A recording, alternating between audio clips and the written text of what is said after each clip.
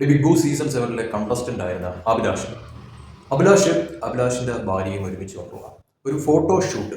ഈ ഫോട്ടോഷൂട്ട് പുള്ളിക്കാരന്റെ ഇൻസ്റ്റഗ്രാമിൽ തന്നെ ഇട്ട ഒരു കാര്യമാണ്. അതിന്റെ വീഡിയോസും ഫോട്ടോസും ഒക്കെ തന്നെ പുള്ളിക്കാരന്റെ ഇൻസ്റ്റാഗ്രാം പേജിൽ ഇട്ടിട്ടുണ്ട്. സംഭവം എന്ന് പറയുന്നത് ഈ പ്രഗ്നൻസിക്ക് മുമ്പേ ഉള്ള ഒരു ഫോട്ടോഷൂട്ടും കാര്യങ്ങളൊക്കെയാണ്. പ്രഗ്നന്റ് ആയിരിക്കുന്ന വൈഫും അതോടൊപ്പം തന്നെ ഈ പറയുന്ന അഭിലാഷും ഒരുമിച്ചുള്ള കുറച്ച് ഫോട്ടോസ്. നമുക്കറിയാം ഇപ്പോൾ കുറേ ഇതുപോലുള്ള പ്രഗ്നൻസി ഫോട്ടോഷൂട്ടും കാര്യങ്ങളൊക്കെ തന്നെ ഒരുപാട് നമ്മൾ കാണുന്ന ഒരു കാര്യമാണ്. അപ്പോൾ അതുപോലെ ഉള്ള ഒരു ഫോട്ടോഷൂട്ടും കാര്യങ്ങളൊക്കെ ആയിരുന്നു ഈ പറയുന്ന അഭിലാഷും ഭാര്യയും ഒത്ത് ചെയ്ത കാര്യം എന്ന് പറയുന്നത്. അപ്പോൾ അത് പുള്ളിക്കാരന്റെ അക്കൗണ്ടിൽ ഇട്ടതിന് പിന്നാലെ അതില് ഒരു വ്യക്തിയുടെ കമന്റാണ് ഏറ്റവും വലിയ തോതിൽ, അതായത് അങ്ങേയറ്റം നമുക്ക് വിമർശനമാകാം, എല്ലാ അർത്ഥത്തിലും വിമർശിക്കാം നമുക്ക്. പക്ഷേ അത് അതിര് കടന്നു പോയാൽ എന്തായിരിക്കും എന്നതിന്റെ ഉത്തമ ഉദാഹരണമാണ് ഈ കമന്റ് എന്ന് പറയുന്നത്. അതായത് ഇതൊരു ഫേക്ക് ഐഡിയ ആണെന്നാണ് തോന്നുന്നത്. ഇത് കയറി നോക്കിക്കഴിഞ്ഞാൽ പോലും അതിനകത്ത് നേരെ ചൊവ്വയുള്ള ഫോട്ടോസോ കാര്യങ്ങളോ ഒന്നുമില്ല. ഒരു ഫേക്ക് ഐഡിയ ആവാനാണ് സാധ്യത. ആ ഫേക്ക് ഐഡിയയിൽ വന്നിട്ട് എനിക്കത് വായിച്ച് കേൾപ്പിക്കാൻ തന്നെ തോന്നില്ല. അമ്മാതിരി അറപ്പുണ്ടാക്കുന്ന തരത്തിലുള്ള വർത്തമാനമാണ് ഈ ആള്, അത് ആണാണോ പെണ്ണാണോ എന്നറിയത്തില്ല, പക്ഷെ കമന്റ് ആയിട്ട് ഇട്ടിരിക്കുന്നത്. അത് ഒരു കമന്റ് അല്ല, 2 കമന്റാണ് അതിൻ്റെ ഇട്ടിരിക്കുന്നത് എന്ന് പറയുന്നത്. അത്രയ്ക്കും എന്താ പറയാ, വായിക്കാൻ പോലും കൊള്ളാത്ത, കേൾക്കാൻ പോലും കൊള്ളാത്ത രീതിയിലുള്ള വർത്തമാനമാണ് അതിൽ ടൈപ്പ് ചെയ്തിട്ടിരിക്കുന്നത് എന്ന് പറയാം. ഈ കമന്റുകൾ 2 അഭിലാഷ് തന്നെ പിൻ ചെയ്തിട്ടുണ്ടായിരുന്നു. പുള്ളിക്കാരന്റെ പേജിലിട്ട ആ ഫോട്ടോസിന്റെ തൊട്ട് താഴെ കമന്റ് സെക്ഷനിൽ തന്നെ ഇത് പിൻ ചെയ്തിട്ടുണ്ടായിരുന്നു.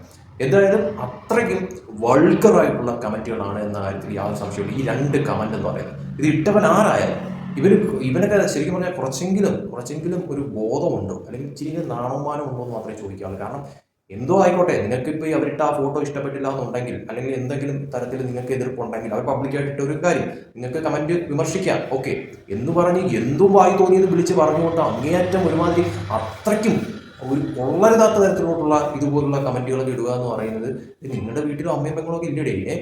അവർ എന്തോ ആയിക്കോട്ടെ, ഇത് ഈ പറയുന്ന രീതിയിൽ അവർ ഭർത്താവും ഭാര്യയും അവർക്ക് പ്രശ്നമില്ല. പിന്നെ ഈ തരത്തിലുള്ള കമന്റ് ചെയ്യുന്ന കമന്റോളിയൊക്കെയാണ് ഈ പ്രശ്നം എന്ന് പറയുന്നത്. ഭയങ്കരമായിട്ടുള്ള ഒരു കുഴപ്പം തന്നെയാണ്. ഇപ്പം ഈ പറയുന്ന രീതിയിൽ അഭിലാഷിന്റെ ഭാര്യയ്ക്കോ പ്രശ്നമില്ലെങ്കിൽ, ഇത് ഈ പറയുന്ന രീതിയിൽ കമന്റ് ചെയ്യുന്ന കമന്റോളിയൊക്കെയാണ് പ്രശ്നം, അല്ലെങ്കിൽ നാട്ടുകാർക്കാണ് പ്രശ്നം എന്നുള്ള തരത്തിലോട്ടാണുള്ള കാര്യങ്ങൾ എന്ന് പറയുന്നത്. നമുക്ക് ഒരു കാര്യം ഇഷ്ടപ്പെട്ടില്ല എന്നുണ്ടെങ്കിൽ വളരെ മാന്യമായിട്ട് വിമർശിക്കാം. എന്ന് കരുതി ഇങ്ങനെയൊക്കെയാണോ പറയാനുള്ളത്? അതും ഈ പറയുന്ന അഭിലാഷിനെ പറഞ്ഞിട്ടുള്ള ഒരു കാര്യമാണ്. അതാണ് ഏറ്റവും വലിയ, അതായത് ആ ഒരു വാക്കെങ്കിലും ഒഴിവാക്കാമായിരുന്നു.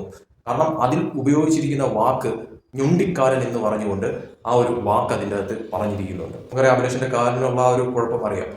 അത് വച്ചുകൊണ്ട് അയാളെ ആ ഒരു തരത്തിൽ കുറ്റപ്പെടുത്തുക എന്ന് പറയുന്നത് അത്രയ്ക്കും തരം താഴ്ന്ന ഏതോ ഒരു തൻ അല്ലെങ്കിൽ ഏതോ ഒരുത്തി എന്ന് മാത്രമേ പറയാനുള്ളൂ. അമ്മാതിരിയുള്ള ഊള കമന്റുകൾ ഇതുപോലെയൊക്കെ ടൈപ്പ് ചെയ്ത് വിടുന്നത്. നിനക്ക് നാണമാനം ഇല്ലേടി ഇമാതിരിയൊക്കെ അടിച്ചു വിടാനായിട്ട്? ശരിക്കും പറഞ്ഞാൽ കുറച്ചൊക്കെ മാന്യമായിട്ട് എന്തെങ്കിലുമൊക്കെ പറയുന്നതാണെങ്കിൽ കേൾക്കാൻ കൊള്ളാം, അല്ലെങ്കിൽ ഈ പറയുന്ന രീതിയിൽ വിമർശിക്കാം. അതൊന്നുമല്ല, ഇത് അങ്ങ് വായി തോന്നിയത് എന്തോ അങ്ങ് വിളിച്ച് പറയാമെന്നുള്ള ഒരു തരത്തിലുള്ള ഒരു ലൈസൻസ് ആണ് ഈ കമന്റോളികളുടെ ഒരു ഇതെന്ന് പറയുന്നത്. പരമ കഷ്ടമാണ്, പറയാതിരിക്കാൻ പറ്റുന്നില്ല. അത്രയ്ക്കും ഈ പറയുന്ന രീതിയിൽ ശരിക്കും പറഞ്ഞാൽ ഇതിന് റിപ്ലൈ കൊടുക്കേണ്ടത് അനിവാര്യം തന്നെയാണ്. അഭിലാഷ് തന്നെ ഇതിന് റിപ്ലൈ കൊടുക്കേണ്ടിയിരുന്നത് അനിവാര്യം തന്നെയാണ്. എന്നാലും കമന്റ് പിൻ ചെയ്യുക മാത്രമല്ല, അതിന് നല്ലൊരു മറുപടിയും അഭിലാഷ് കൊടുക്കണമായിരുന്നു. എന്നാലും പുള്ളിക്കാരെ അത് പിൻ ചെയ്തിട്ട് മാത്രമാണ് ഞാൻ കണ്ടതെന്ന് പറയുന്നത്. പക്ഷേ അത് വായിച്ചപ്പോഴത്തേക്കും, ഞാൻ ഈ ഫോട്ടോ കണ്ടപ്പോഴത്തേക്കും ഞാൻ ജസ്റ്റ് ഒന്ന് ക്ലിക്ക് ചെയ്ത് ആ ഒരു കമന്റ് സെക്ഷൻ ഒന്ന് ഓപ്പൺ ആക്കി നോക്കിയപ്പോഴേക്കും ആദ്യം കണ്ട 2 കമന്റ് ഇതാണ്. അത് കണ്ടപ്പോഴത്തേക്ക് ഞാൻ എന്താ പറയാ, ഒരുമാതിരി ഇവരൊന്നും ശരിക്കും പറഞ്ഞാൽ കുറച്ചെങ്കിലും ബോധമില്ലേ എന്ന് ഞാൻ ചിന്തിച്ചു പോയി. കാരണം വിമർശനം എന്ന് പറയുമ്പോഴത്തേക്കും ആ ഒരു തരത്തിൽ ഒരു പരിധിയുണ്ട് എല്ലാത്തിനും.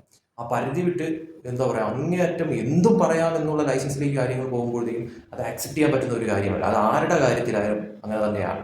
അതിനി എന്ത് തന്നെ ആയാലും അവർക്ക് ഇഷ്ടമുള്ളത് അവർ ചെയ്യുന്നു. ഈ പറയുന്ന രീതിയിൽ ഭർത്താവായിട്ടുള്ള ആ വ്യക്തിക്കോ ഭാര്യയായിട്ടുള്ള ആ പെൺകുട്ടിക്കോ കുഴപ്പമില്ല എങ്കിൽ ഈ പറയുന്ന നാട്ടുകാർക്ക് അല്ലെങ്കിൽ ഈ പറയുന്ന കമന്റ് ചെയ്യുന്നവർക്കാണ് പ്രശ്നം എന്ന് പറയുന്നത്. അതും വിമർശിക്കാം. പക്ഷേ എന്ന് കഴിഞ്ഞ് നമുക്ക് ഇഷ്ടപ്പെട്ടില്ലെങ്കിൽ, കാരണം അവർ പബ്ലിക്കായിട്ട് ഇടുന്ന ഒരു കാര്യം പബ്ലിക്കായിട്ട് നമുക്ക് വിമർശിക്കാം. അതിനാണ് അവർ കമന്റ് ബോക്സ് ഓൺ ആക്കി ഇട്ടേക്കുന്നത്. കമന്റ് ബോക്സ് കൊടുത്തിരിക്കുന്നത് അഭിപ്രായം പറയാൻ തന്നെയാണല്ലോ. ഓക്കെ, അഭിപ്രായം പറയാം. പക്ഷെ എന്ന് കരുതി ഇമാതിരിയൊക്കെ ഇതുപോലെ തരം താഴ്ന്ന രീതിയിൽ പറയുക എന്ന് പറയുന്നത്, അത് കുറച്ച് സാമാന്യം ഒരു അന്തസ്സുള്ള ഒരു വ്യക്തിയാണെങ്കിൽ ഇമാതിരിയുള്ള തരത്തിലൊന്നും ഡയലോഗ് അടിച്ച് ആ ഒരു കമന്റ് അമ്മാതിരിയുള്ള തരത്തിൽ എഴുതി ചേർക്കത്തില്ല എന്നുള്ളതാണ് പറയാനുള്ളത്. പരമ കഷ്ടം, പുച്ഛം മാത്രമാണ് ശരിക്കും പറഞ്ഞാൽ ആ കമന്റ് വായിച്ചപ്പോൾ എനിക്ക് ആ വ്യക്തിയോട്, അത് ഫേക്ക് ഐഡിയ ആണ്, പക്ഷെ അത് ആരാണ് ആ കമന്റ് ചെയ്തത് ആ വ്യക്തിയോട് എനിക്ക് തോന്നിയതെന്ന് പറയുന്നത്.